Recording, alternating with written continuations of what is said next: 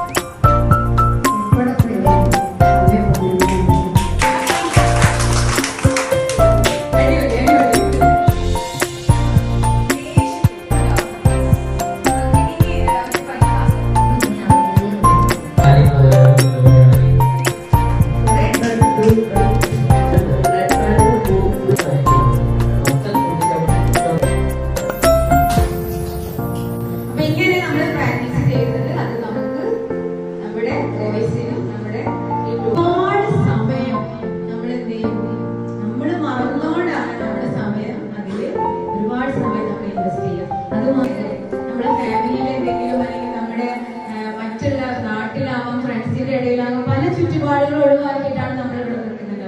ഇങ്ങനെ അതിൽ നമ്മൾ ആ ലക്ഷ്യത്തിൽ എത്താം എന്നുള്ള ഉറച്ച ബോധ്യം നമ്മുടെ ഉള്ളിലുള്ളതാണ്. അപ്പൊ അതുകൊണ്ട് തന്നെ നമ്മുടെ നിങ്ങളുടെ ഉള്ളിലൊക്കെ ഒരു തുടിപ്പുണ്ടാവും, ഇനിയും ഇതിനെ മനോഹരമാക്കണം എന്നുള്ള തുടിപ്പ്. അതിനെ നിങ്ങൾ എന്ത് ചെയ്യാം, കൂടുതൽ ചിറകുകൾ വെച്ച്